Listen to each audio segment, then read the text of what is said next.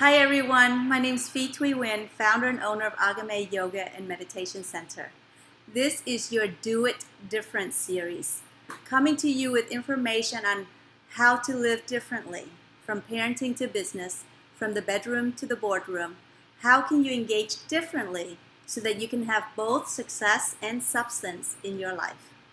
My first guest is Albert Pellichet, who is an entrepreneur who has gone into the realms of spirituality and sharing his wisdom through his Quick Wisdom website, where he shares a weekly newsletter, as well as he does a conference call every Tuesday to share his wisdom on how to do it differently. And I'm so glad that he's here today.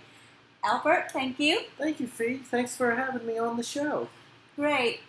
Before we get started into how to do entrepreneurship differently, would you tell our audience how we first got together, how we met, and where that has taken you since then? So I was new to meditation, and at first I was getting so many great ideas in meditation that I would keep a little tablet next to me so I could write down the ideas, and it kept me from trying to struggle to remember and ruining my meditation. So one day I get this idea that I was supposed to meet three people. It was Dale Brown, former LSU basketball coach, Louis D'Angelo, who owned a local pizza place, and the owner of Agame Yoga Studio. I'd never been over here, but I wrote it down. And I didn't act on it immediately. It took me a while, but one day I said, you know what, I should call the lady who owns the yoga studio, make an appointment, and really, my life has changed from that day. And at first you thought the owner was a man. I did think, that's the vision that I had in my mind, and when I came over, I was pleasantly surprised. And you met your first two people right away, right?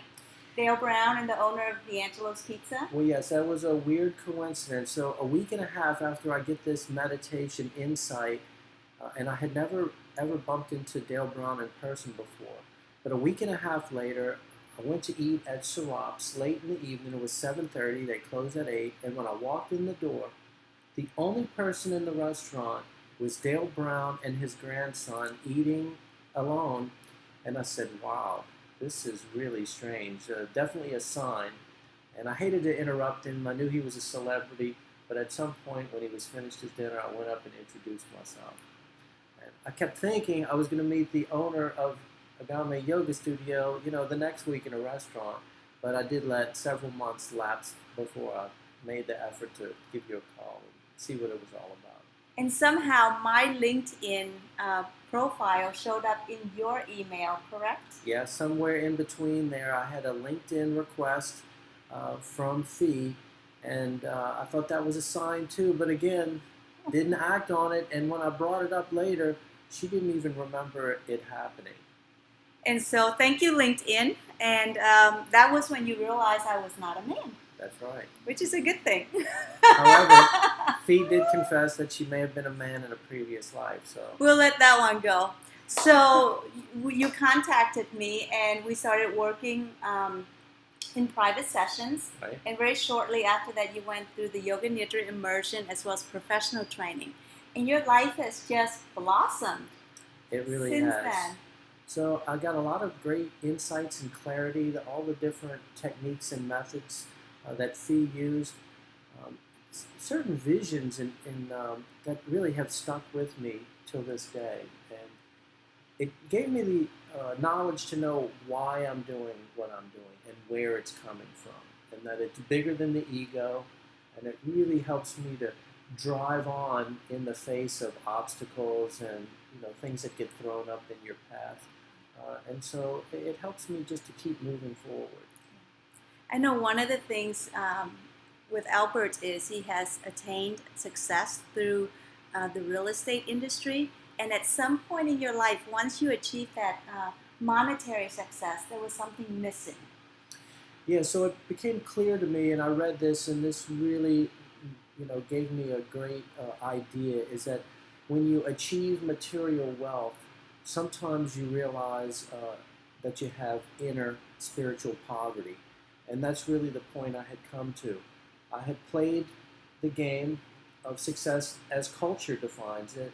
And when I had all the trinkets and toys that they say you should have to make you happy, that's when I really realized how empty I was on the inside. And I had to ask myself, is this all there is? And that's what led to my 4-year spiritual journey so far. I'm so glad, and here you are, and you're bringing what you've learned and practiced in your own spirituality into what you do in business right now. Right. So, if you're interested in entrepreneurship, mainly you're probably looking for some kind of way to make money. And it can be a struggle, it can be difficult. I like to give people a different way to look at money, and it makes it less of a struggle and sort of demystifies the process of earning money. And so that's what I wanted to share with you today. Right. And that is so important, to have both financial success and have substance in our lives. And my journey mirrors that with Albert as well, because I grew up in a poor fishing village in Vietnam, and having the opportunities that America has given me. I thought that success meant going out to be more, achieve more, get more, and I got to that point of spiritual poverty myself, and then started looking for a different way to have that substance in my life that monetary success didn't have. And it has been a 17 plus year journey, and I'm so grateful to be able to share what I've learned and how I've processed things differently, bringing together the influence of both East and West to come up with a comprehensive methods that can really help people here today relate on how to have a different life so that they can have both success and substance. So with that, let's hear what Albert has to say, some simple steps that you can experience your life and your business differently so that you can have that success and substance. Okay, so the first thing that I teach people when I do seminars and classes is that money seems like it's hard to get. And when you're in the mode of how can I get, how can I get, how can I get, it seems elusive. So here's what money really is. It's a certificate of service to or from your fellow man. A certificate of service to and from your fellow man. Tell me more about that. So let's say I want to get some money from you. Okay, so you might be unwilling to give that money to me. However, if I come to you and I say, Fee, is there any service you need? Is there anything I can do for you? What is it that you're struggling with? How can I help you? And you say, Albert, could you mow my lawn? And I'd say, yes. And I go out and I mow your lawn and you pay me $20. That $20 bill is a certificate of the service that I provided for Fee. Now she's more than happy to have her lawn cut and give me the $20. Now I can take that $20 and I can go, say, to get my hair cut. And I can't cut my own hair. I go to the barber. I say, Mr. Barber, will you please cut my hair? I'll be happy to pay you the $20. He doesn't have to fight me. He doesn't have to grab my wallet and take it out. I'm more than happy to give him the $20 bill in exchange for the service he's providing me. Now, if you think about the entire economy, this is really what we're all doing, is we're all serving each other, and the money part is just a way of keeping track to make sure everything is fair. I love that idea that, it comes from a place of service, and we all have something to give. Yes. Now, here's the other thing. Everyone needs a lot. If you ask someone to list what are the top things that you would like to get in your life, they have no problem rattling off a short list. And if you say, well, what would you like after that, and what would you like after that, the list goes on and on. So people's needs are endless. That means if you want to get on the money-making end of it, you have to find a way to say, okay, how can I fulfill the needs for this person in a way where I'm providing more value than I'm charging? And in that case, the people will be more than willing to hand over their money to you. They will actually throw it at you if you come up with the right thing, the right product that's just really a good deal for them. I love that. So instead of coming from a place of lack where I have to go out and get, focus on what I'm good at, right? Provide that as a service, and then from there, the abundance comes in. Because there's no law, and no one will tell you this is all the service you can provide. It's unlimited. And when you ask yourself, the question is, how can I serve people better? It gets you asking the right question, and the answer that comes as a result of that, that's where all your entrepreneurial ideas are going to come from. How can I serve? And I know that you do a lot of service with your newsletters, your conference calls. When people come up to you, you're very willing to help. How do you see that translating into your real estate business? So I'll give you an example. Before I sort of came to these epiphanies, I was just like everybody else. I did have some rental property, and my attitude in general was, pay me the rent, and where's my money? Where's my money? Where's my money? Where's my money? And although I provided the basic, services for the people, I really just wanted to get paid, and I would chase them. Every time I had a repair to make, I just saw it as, here I'm taking 2 steps backwards for every 1 step forward.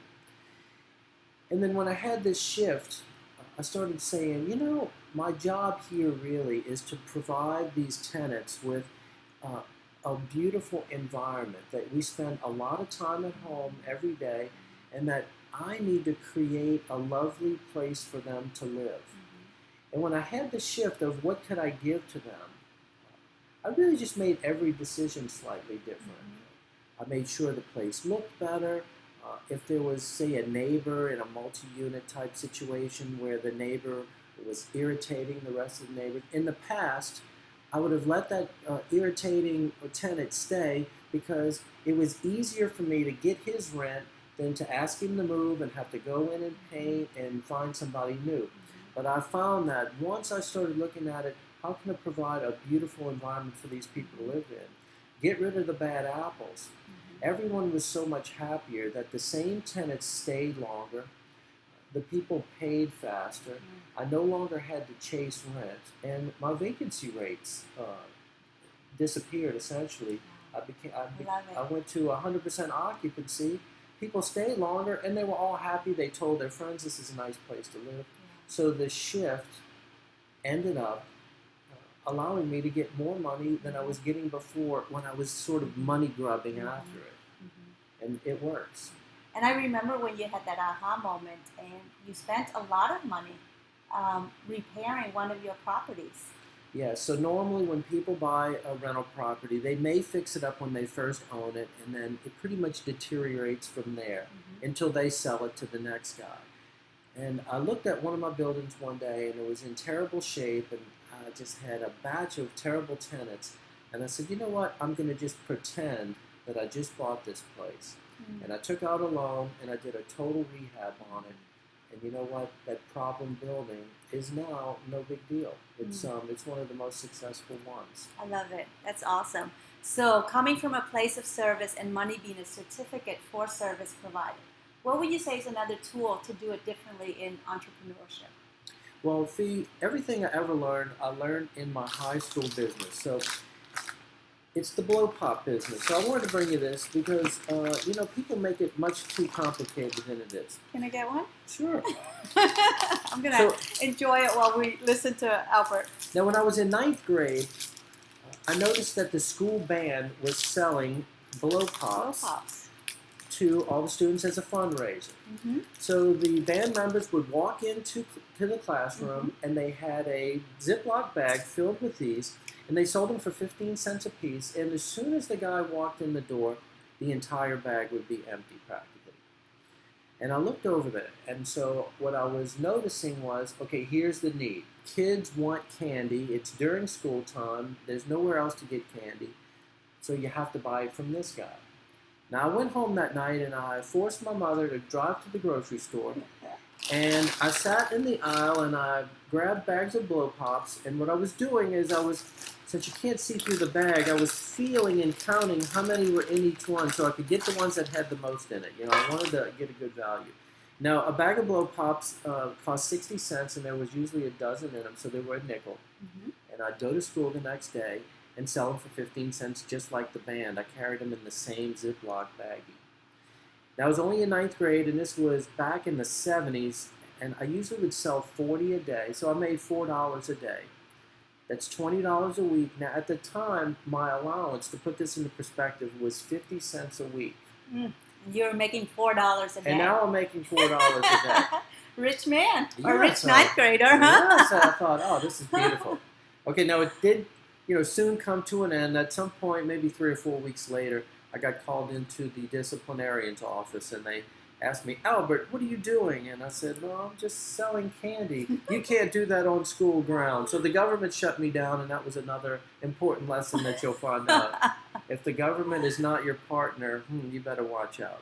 Now, I know from that experience, I'm sorry I interrupted you, you help high schoolers figure out how to begin to make some money for themselves. Isn't that one of the things you do? Well, that's when I realized that, you know what, no business I ever had was more complicated than the blow pop business. It's much simpler than people make it. So It's simple. It's simple. So here's the idea. You buy a blow pop for a nickel, you sell it for 15 cents. The difference is your profit. There's demand for the product. That's what the students wanted. You have your supplier. You have profits. And you're providing a valuable service. The kids did not want their 15 cents. They wanted the joy that came from having the sucker. And it's never more complicated than that. As long as you providing a service that people want, you can get your resources or supplies cheaper than you sell them for. The difference is going to be your profit. And I always say, start small but think big.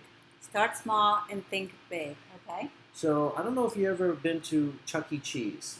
Anybody who has kids has 3 been children, been there many times. Okay, what you may not know is the founder of Chuck E. Cheese was actually the founder of Atari, the video game company. It was the first video game company. It was Pong. Remember Atari? Playing Pong? Okay, so his name is Nolan Bushnell, and he had all these games, and he needed a place to put his video games. So he started the first Chuck E. Cheese, so he had an outlet to put his video games in there. Now, the real interesting thing about the story is this. He had 8 children. And when the kids would come to him and say, Daddy, I have a great idea to make money.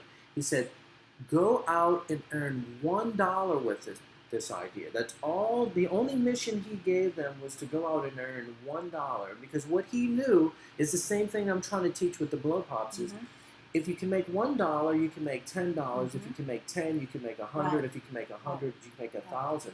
But if you can't make the first dollar, maybe the idea really doesn't have merit. So that's why I say start small, think big, see if you can make $1, and if you can, you're on your way. So what I get, Albert, from the second strategy is keep it simple, start where you are, and hold a big perspective. And you never know what, from blow pops to real estate entrepreneur, are just steps in between. It's just steps in between, but it's really doing the same thing.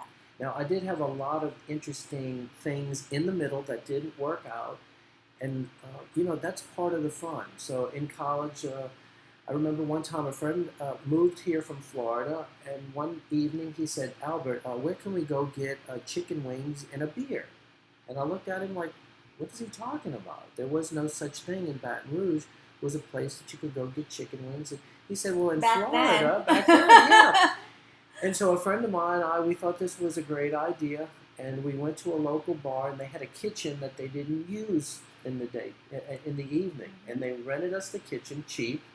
We brought in a fryer, and we started making the first chicken wings in Baton Rouge. Now, they really weren't selling, and we couldn't figure out why. But every night we went, and as a week or so went on, we were starting to get bored with this new concept already. So we decided to take turns working, and the other one could go out and have a good time. And I came in as a customer, and I said, hey, give me an order of chicken wings from my own chicken wing company that was just trying to get off the ground. So I ate the chicken wings, and they were all full of hot sauce and garlic and everything. And then I realized as I turned that now here I am in the bar, and I had to go ask girls to dance, but my breath smelled like garlic and hot sauce.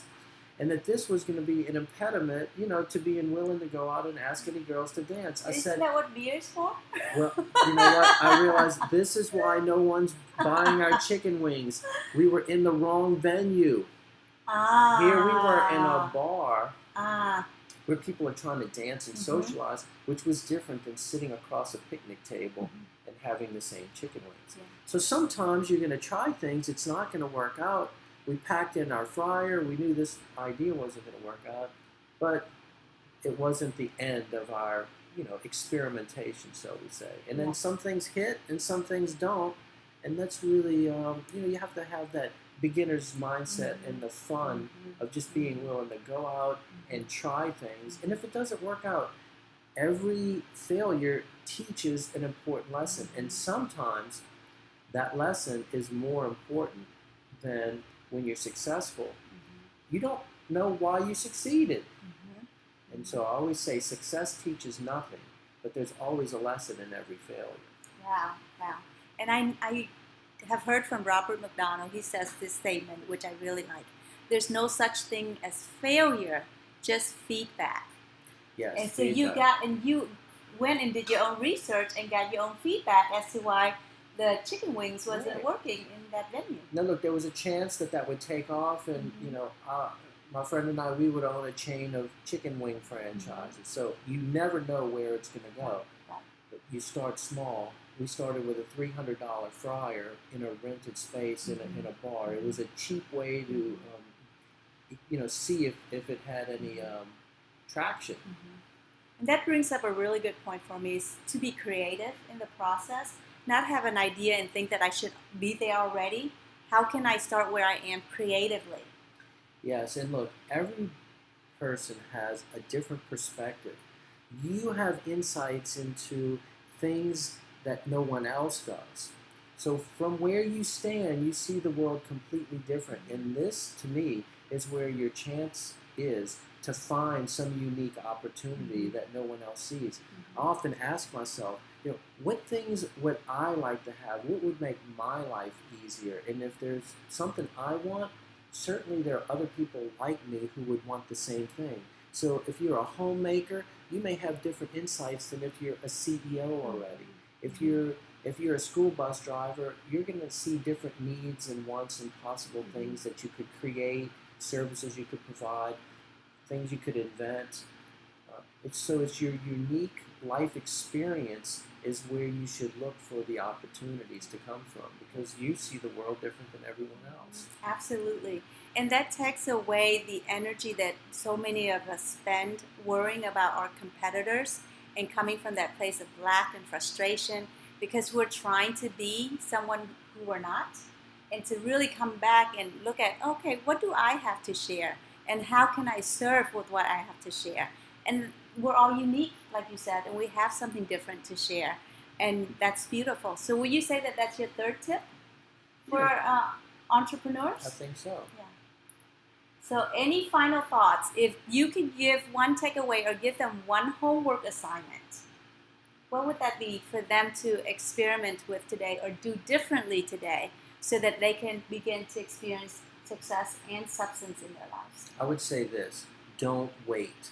When I go to high schools and give the blow pop speech, the message that I want them to take away is quit waiting for everything to be perfect, to be right, to be in place, to find the investor, to get the loan, to go to the small, to even to go file your paperwork and your corporation papers. A lot of those things keep it from ever happening. You have to do it, much the way you did. You didn't end up in a yoga studio from day one. You started by teaching yoga classes in your home, right? And look where it led. You have to use what you have with what you know and provide a service to the people who are in your world right now, and quit waiting. And so we're recording this session from my little laptop that I have. Now, would I love to have lights and professional camera people and have people to do hair and makeup and wardrobe and all that? Absolutely, all that would be wonderful. And I can delay years, waiting for all those details to come into alignment. And in the meantime, not get the message that is so important to me as well as to many people. out there and begin to serve the world right where I am without needing all those other things to be in place first. Yes. So go do it.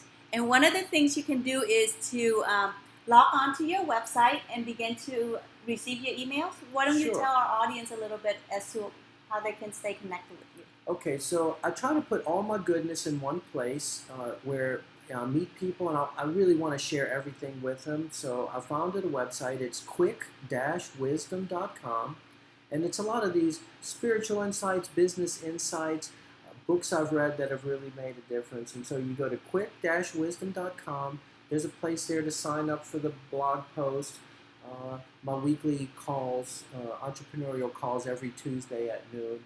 And it'll give you everything you need to know and how to reach me and my email address. Awesome. Thank you so much, Albert. Thank you, Fee. Always fun to hang out with you. Well, you know I appreciate it. Business and life should be fun. So quit waiting for it to happen and go out and have some fun. Yeah, we can wait for it to happen, or we can create the life that we want to live. So thank you so much for joining us. I hope that this gives you some different ways to engage in your life so that you can have both success and substance. I'll see you next time. Bye-bye.